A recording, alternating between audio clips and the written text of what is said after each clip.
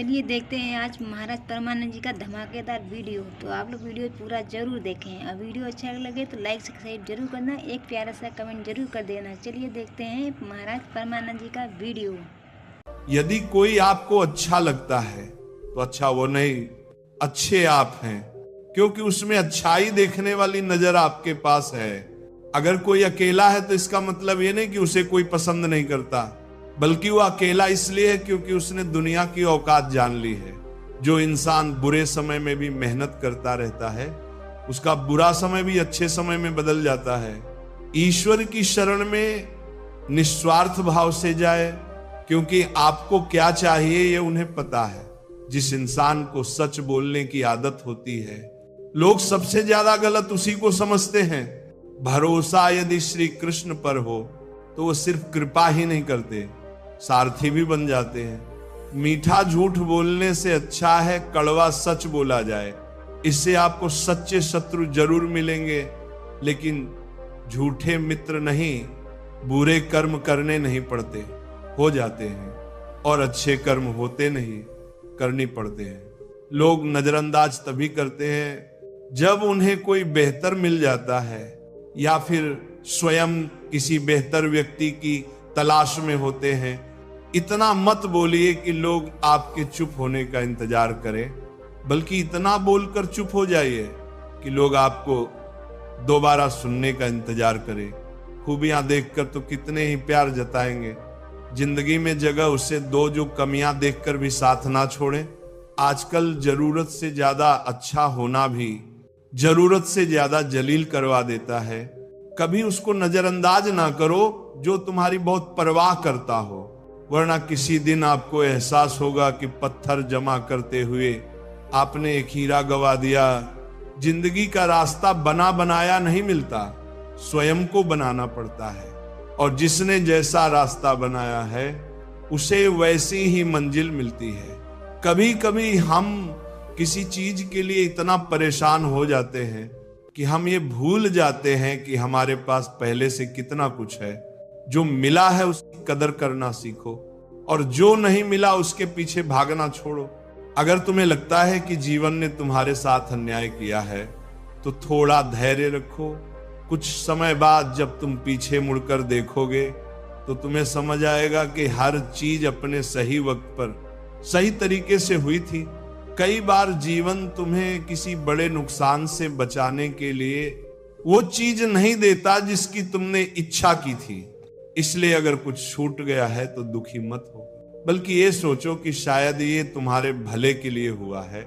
हम अक्सर ये सोचते हैं कि हमें जो चाहिए वही सबसे अच्छा है, लेकिन जीवन को हमसे ज्यादा पता होता है कि हमारे लिए क्या सही है।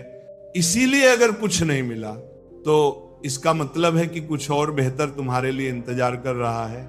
हर चीज जो जीवन में घटती है वह किसी ना किसी कारण से होती है।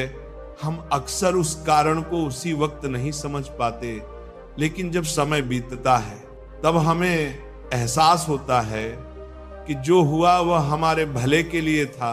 अगर कोई चीज तुम्हारे पास आकर भी दूर चली गई तो इसका मतलब ये नहीं कि वह तुम्हारी नहीं थी। इसका यह भी मतलब हो सकता है कि वह तुम्हें किसी और रूप में किसी और समय पर मिलने वाली है। जो तुम्हारे लिए लिखा गया है वह किसी भी हाल में तुम्हें मिलेगा, लेकिन तब जब तुम उसके लिए पूरी तरह तैयार हो जाओगे। जीवन पहले आपको योग्य बनाता है, फिर आपको वो चीज देता है जिसकी आपने इच्छा की थी।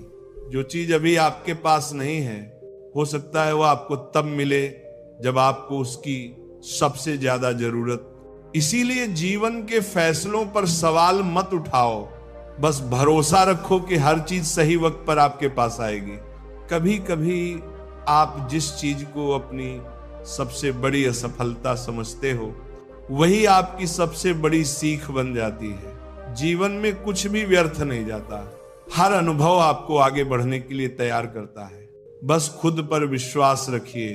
अगर आपने किसी चीज के लिए पूरी मेहनत कर ली और फिर भी वो आपको नहीं मिली, तो समझ लो कि वह आपके लिए बनी ही नहीं थी। जीवन हमेशा आपको वही देगा जो आपके विकास के लिए आवश्यक होता है। जो आपके जीवन में होना तय है वह किसी भी हाल में आपके पास आएगा, लेकिन जब तक वह नहीं आता तब तक खुद को उसके योग्य बनाओ। जीवन में कुछ भी संयोग से नहीं होता, हर चीज का अपना समय और कारण होता है। जीवन का हर मोड़ हमें किसी ना किसी कारण से मिलता है। जो कुछ भी आपके लिए तय किया गया है वह अपने ही समय पर आपके पास आएगा। इसे पाने के लिए आपको केवल धैर्य और विश्वास रखना होगा। श्री कृष्ण कहते हैं, जब जीवन के मार्ग पर अंधकार छा जाए, जब बाहर के सभी सहारे साथ छोड़ दें, तब मनुष्य यदि मेरे स्मरण में लग जाए तो वो अपने भीतर ऐसा प्रकाश पा जाता है जो संसार की किसी शक्ति से दबाया नहीं जा सकता। जब हम जीवन में किसी संकट से गुजरते हैं, जैसे किसी अपने का बिछड़ जाना, असफलता का सामना करना, बीमारी या धन की कमी, तब ऐसा लगता है मानो हर दिशा से रास्ते बंद हो गए हों। हम सोचते हैं कि अब क्या करें, किसका सहारा लें। ऐसे समय में अक्सर इंसान बाहरी सहायता ढूंढता है, किंतु उसे यह समझ नहीं आता कि असली शक्ति तो उसके भीतर है, और वह शक्ति जागती है भगवान के स्मरण से। जब मनुष्य भगवान का स्मरण करता है, चाहे वो श्री कृष्ण हो, राम हो, शिव हो या कोई भी स्वरूप, तो उसका मन एक गहरे शांत स्रोत से जुड़ जाता है। श्रीमद् भगवद गीता में श्री कृष्ण ने कहा है, जो मनुष्य निरंतर मेरा चिंतन करते हैं उनकी आवश्यकताओं की पूर्ति मैं स्वयं करता हूं। यह केवल शब्द नहीं है, यह जीवन का गूढ़ रहस्य है।